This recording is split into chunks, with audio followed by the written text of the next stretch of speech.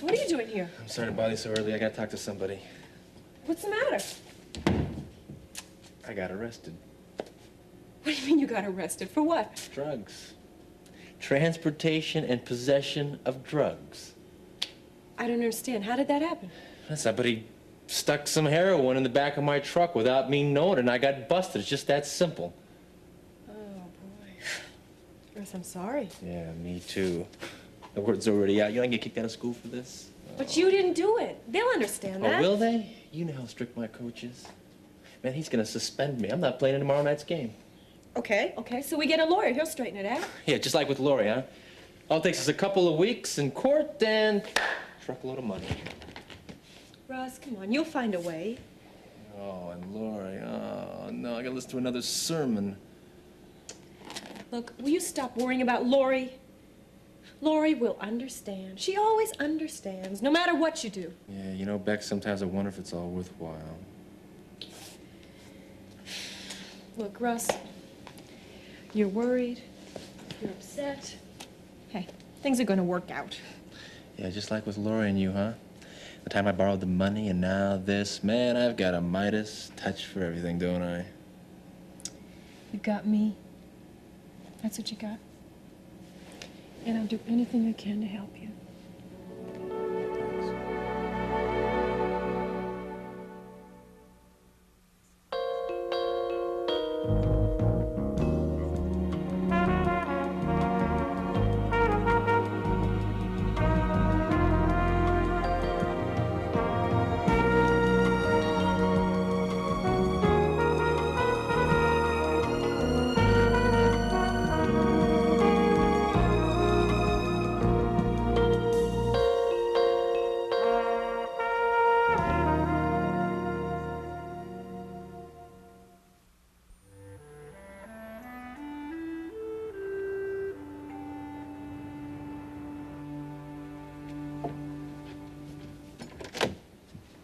Mitch, come on in. I hope I'm not disturbing you this early. No, not at all. Come on in. I had to drive over to the police station early this morning, and I smelled your coffee brewing as I drove back. And it'll be ready in just a minute. Come on, sit down. Thank you. Mitch, thought I heard the doorbell. Hey, Scott. What brings you by so early this morning? Not good news, I'm afraid. Tell us about it. You know, there is nothing like a home early in the morning. The quiet hour, Cora used to say, Lord rest her soul. Smell of coffee brewing, sun streaming through the windows. I think that's when I miss her the most. We miss her too, Mitch. Yes, well, enough reminiscing. The reason that I stopped by is to share my concern. Russ Weaver was arrested last night. I just came from arranging his bail. Russ? No. I thought this might happen. What's the charge, Mitch? Possession and transportation of narcotics. He was driving a Dearborn Express truck. The police found the contraband in the truck. I'm sure he didn't know anything about it. Well, I agree. But he was driving the truck. And according to law, that's a prima facie case of possession. Oh, the police had no choice but to arrest him. How is he, Mitch? Frightened, worried. He's concerned he's going to be thrown out of school. Well, can they do that? Of course. But Dean Harris is a reasonable man. I plan on calling him later this morning. I think that can be avoided. We hope so. He's had his share of problems lately. I get the feeling this is more than just a simple arrest case. He's a troubled young man. Both he and Lori have been through so much lately. Sometimes some young men find it hard to believe that they can't tackle the world all by themselves. Yes, I seem to recall a certain hard-headed young man. Well, I hope he learns his lesson. Sometimes, if a man wants to get a hold of his life, sometimes he first has to surrender it.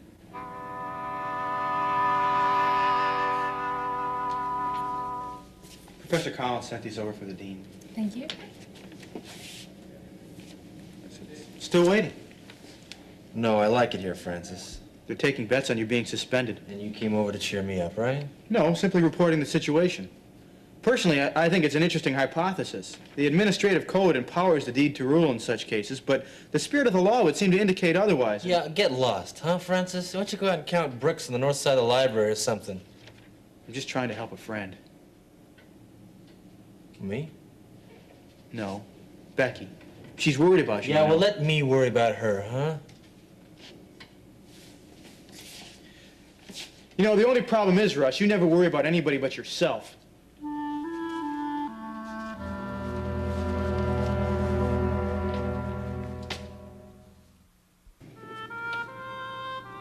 Lori, you all right? Oh, sure. I was just thinking of Russ. I'm disappointed he hasn't called. But maybe we're both changing. I'm sorry, honey. Don't be. Maybe it's a blessing. Well, your father and I had a few stormy months before our marriage. I think it helped erase the doubt, if there was any. Well, there's no doubt that what Russ and I share is love, Mom. But what I have to decide is if it's the kind of love that we can share for a lifetime. You know, it doesn't seem so long ago that I sat in this kitchen and talked to a little girl in a high chair while I spoon-fed her stewed carrots. Stewed carrots. I'm glad I can't remember. You know, after the accident, I prayed that the Lord would spare you. And I promised that I would never let another day go by without telling you how proud I am of you and how very much I love you. Oh, I love you too, Mom. Saved by the bell. I'll get it on my way upstairs. It's probably for Peter anyway.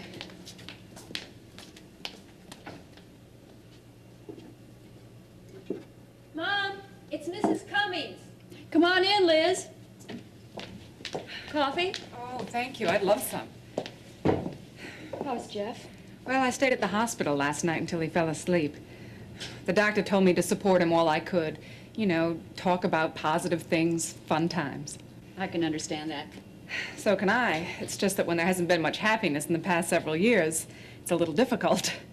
It was always next year, next month, tomorrow. Only tomorrow never came. Well, at least now Jeff knows that there is a problem and that it's alcohol. Terry, would you talk to Jeff again, please? Well, of course. But timing is important. I mean, do you think that he'll listen to me now? I think so. Deep down, I think that Jeff respects you. Well, he resents Scott because he's envious of him. In Jeff's eyes, Scott has all the strength he wishes he had. Jeff could have all the strength that Scott has. It's a gift.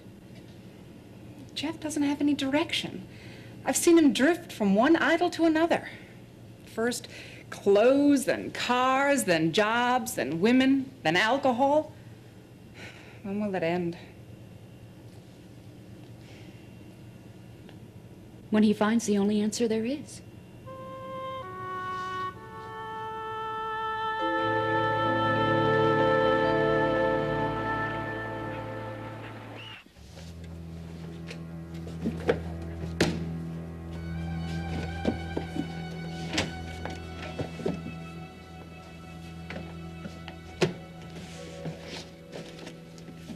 What's going on?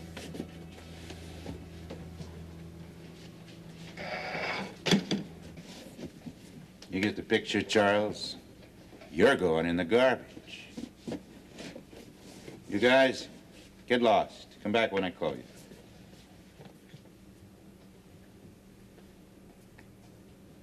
Vince, I repeat, what's Hey, going on? Hey, my friends call me Vince.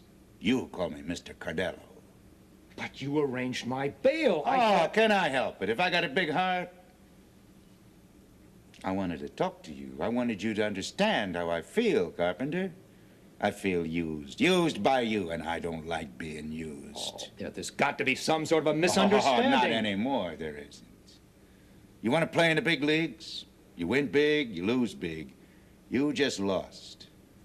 You own 1/3 of Dearborn Express. I own 2/3. You're out. You know board policy, Charles. Majority rules. You're out. Out? Yeah. Well, you've got your share of the assets. $213. I'll send you a check. Now get off of my property. But Vince... Out!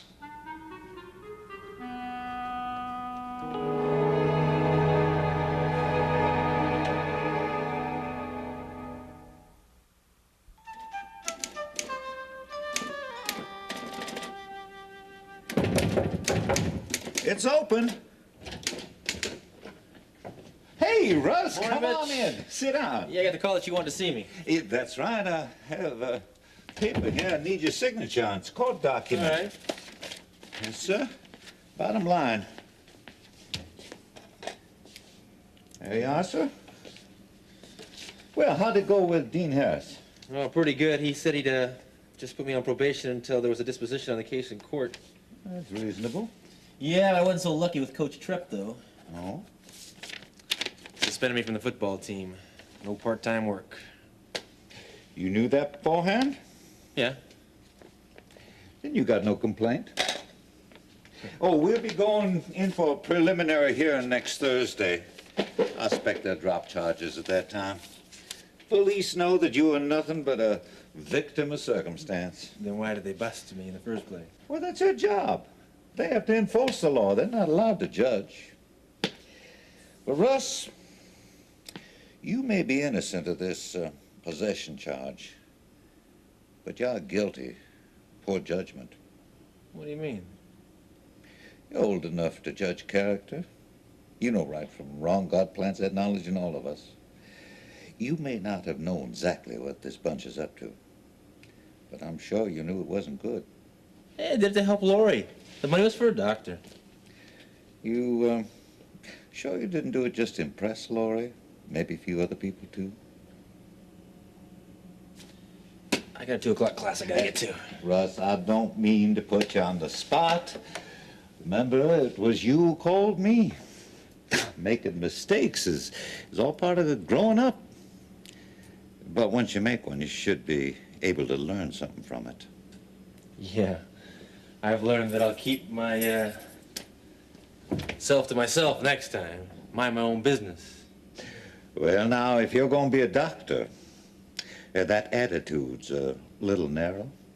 Well, getting into medical school at this point might just be a little difficult after a narcotics arrest. Well, anything worth going after is worth fighting for. Yeah. Thanks for all your help, Mitch. Bye. See you later. Next Thursday at 10 o'clock, Department 43.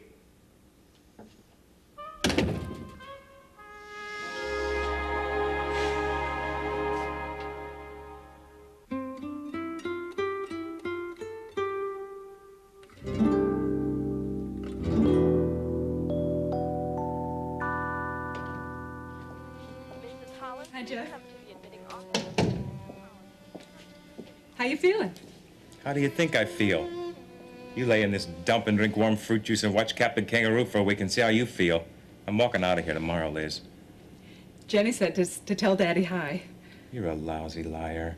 10 to 1, she doesn't even know I'm in the hospital. You don't want to know something? I don't even care. Jeff, how can you say that? She's your own daughter. Is she? I've been doing a lot of thinking about that too, Liz.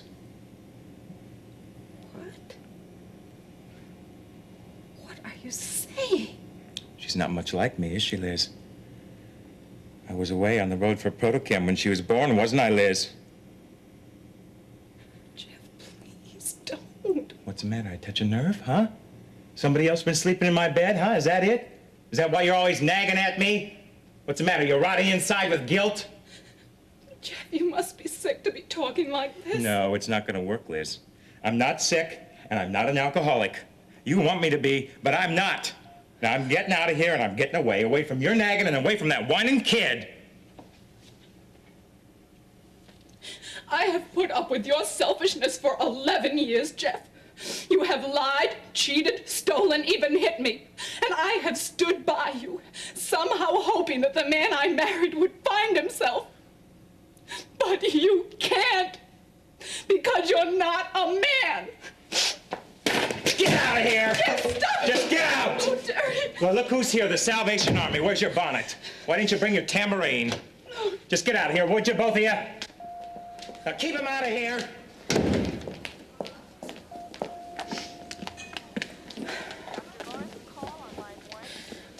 I don't know what happened.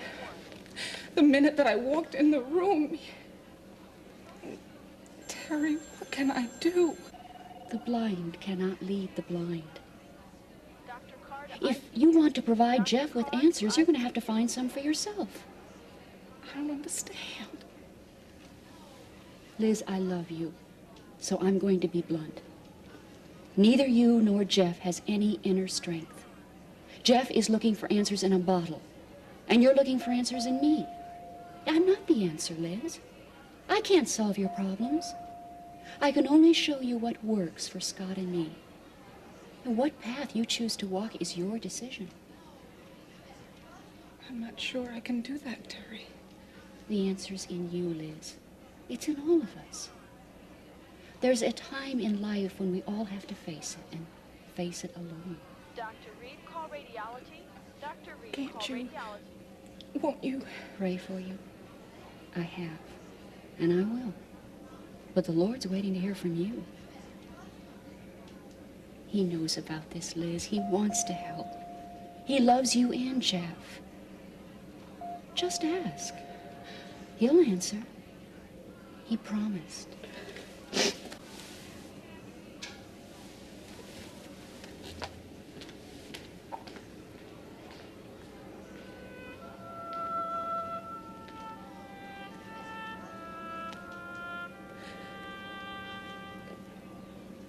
Dear God,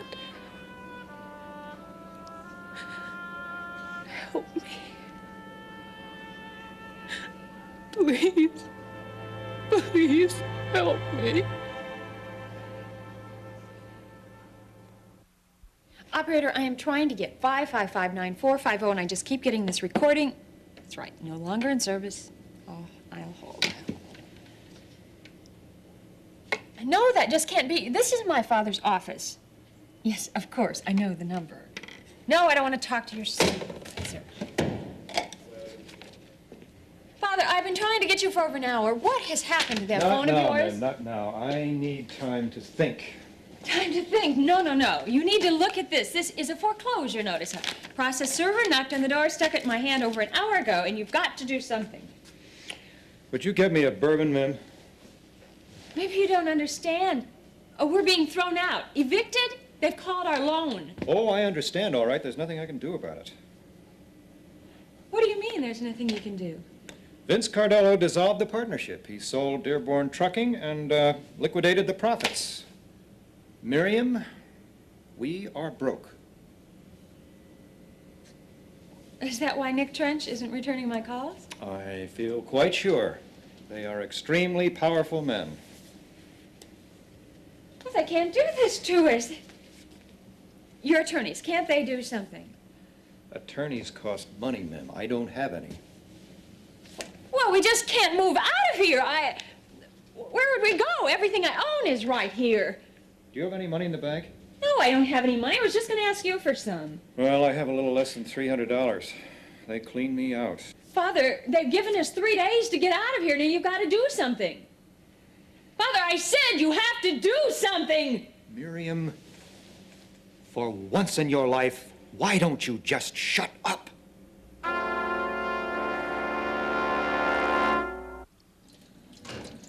Scott? Hello? I'm in here, hon. All's quiet on the home front? Oh, very. Lori's at the clinic for an x-ray on her back, and Peter stayed late for wrestling practice. You mean that we have dinner by ourselves alone this evening? Hard to believe, isn't it? Yes. You said on the phone you were going to the hospital with Liz. Jeff won't even talk to Liz. I mean, he's really become a monster. They are both going through so much agony. He's really sunk to the very bottom. Well, the one nice thing about being in the bottom is that the only direction you can go is up. The hospital called Liz about an hour ago. She's not back yet. Why don't we drive over there after dinner?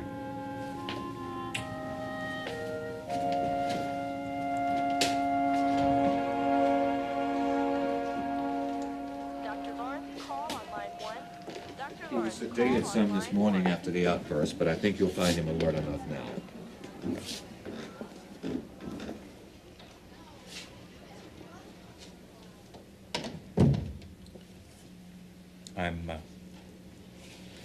I'm sorry about this morning.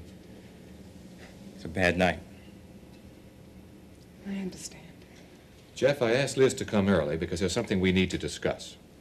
I know. I'm ready to face my alcohol problem, Doctor. Well, I'm glad to hear that. But this is something else. Something else? Yes, Jeff, whenever we admit a patient into the hospital, we do a basic workup on them. Blood, urine, x-rays. It's very routine. And that's when we discovered your high white blood count. What does that mean? Well, white blood cells fight infection, disease. It's an indication that something's not in balance. But we think we found the problem on your x-rays. And? There's what appears to be a tumor on your pancreas. A rather large one.